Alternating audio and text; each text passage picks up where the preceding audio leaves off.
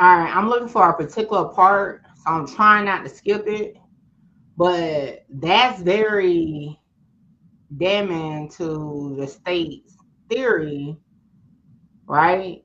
Because if the David murder this took place, there's a lot. But we're gonna keep listening to the part that I need to come on, and then we'll talk about it some more. It's a text from Justin Johnson to Jook. Can he testify about that, please? Yes, Your Honor. Who are the texts from? Uh, So it's from Justin Johnson to Anthony Mims. And I know there's more than one text, but I'm concerned about the one I'm referencing. I'm starting with the first one. It was on August 13th at 12:56 a.m. Would you look at it again? Are you sure it's on November 13th? Oh, I'm sorry. Yeah, November 13th. Okay, I'm sorry. 12:56 a.m. And it says, bro, we got put squeeze on Wicked. That video ain't really shit. Right, and then next one, if you could escape, that's the one I'm worried about, is the next one, the one from the 16th. If you could review that, please. Okay. November 16th, 2021, 4:37. It's Justin Johnson sending looks like a turkey emoji to Anthony Mims. And so that's the only page I would alter, and that looks like that came from Justin Johnson's phone based on the numbers, and that's Jook's number that it goes to, correct? Yes. Okay. And we don't need the second page, I'm just doing a large version of that, Your Honor. So just the first page is all I'm looking to. Any objection? You want this too?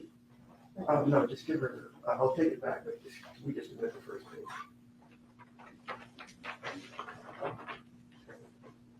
Get that back to you, please. Thank you. This is a text message from Justin Johnson to Jook's phone. And the second message on the page appears to be from what you sent on November 16th, 2021. We'll mark this as Exhibit 30. And could I publish that, Your Honor?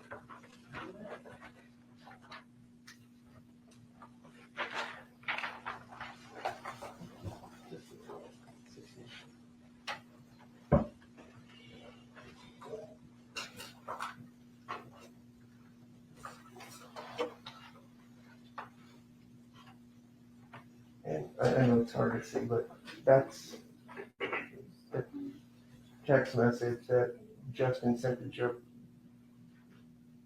the day before the murder. The turkey emoji, yes. Okay, thank you. Take it down.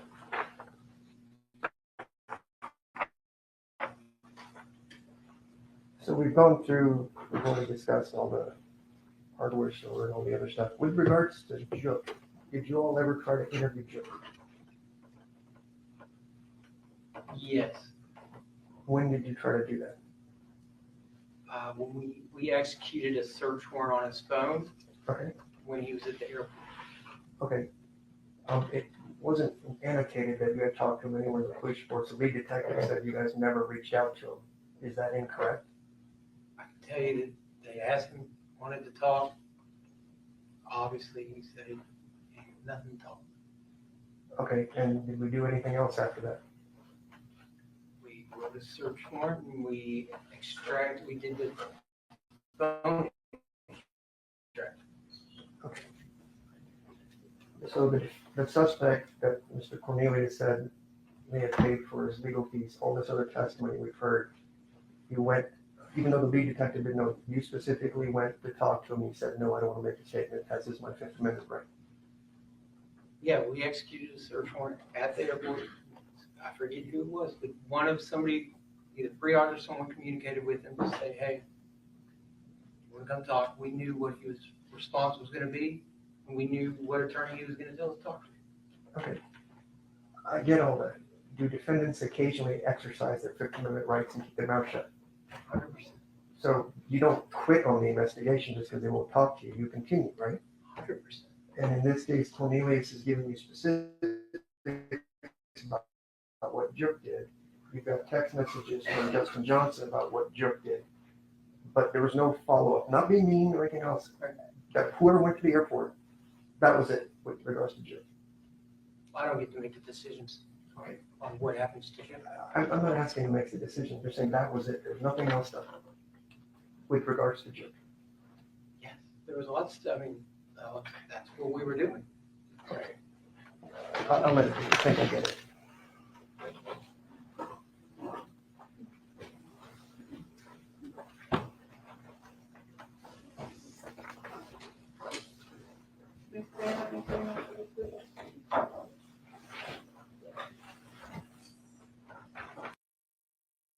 Huh. Interesting. Okay. I totally wasn't listening to that originally. So, the lead detective that testified earlier today, Terrence Dabney, who's the lead on the homicide case, said they didn't get that far when asked if, like, why didn't they interview Jook or anything like that. Said they didn't get that far. He never mentioned that they executed a search warrant on Jook's phone. Now, that detective is retired, so maybe it's a situation where he retired before the search warrant took place or something. But that's interesting. So now that we know that they have records that Justin was in communication directly with Jook, that Justin let Jook know about the turkey drive by sending the turkey emoji the night before, that Justin was in communication with Jook directly prior to the murder. So we all know, well, I ain't gonna say we all know, because some of y'all may not agree with this. Justin was working for Jook. I'm gonna continue this to see what the rebuttal is. But if the rebuttal is not any proof that Justin also texts Govan the turkey emoji, that Justin also talked to Govan the day of the shooting, then I'm convinced Justin was Jook man, not Govan. I think that's where it came from.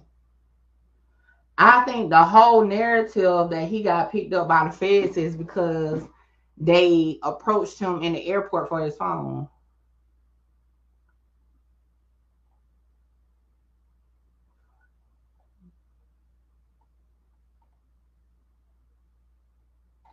Yeah.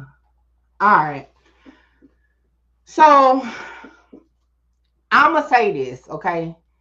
I'm going to say my view on this whole thing with Big Jook, the feds, and all that.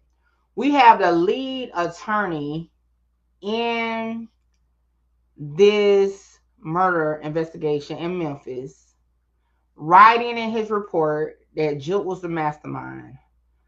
Writing in his report that they spoke to witnesses that named Jook, but at the same time saying it wasn't enough or they hadn't made it that far in the investigation where they could talk to Jook. At some point in the investigation, according to the second detective, Jesse Brown, they do approach Jook with a search warrant for his phone. However, they asked him if he wanted to talk. He said no, contact my lawyer. They already knew a lawyer they wanted him to contact, blase, blase. So in all actuality, the airport is the feds, technically. Jook never was questioned though. He was approached with a search warrant for his phone, and that's where it ended. So technically he was never picked up by the feds. They wanted his phone.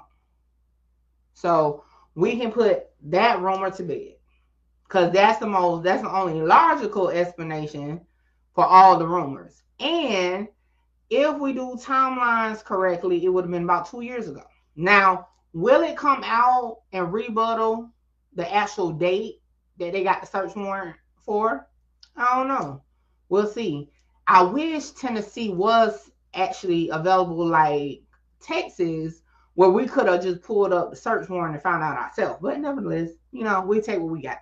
But that's mine, because y'all kept, I think a few of y'all brought it up over the past 2 days. This is the weakest, give a fuck about what they scream. Holla!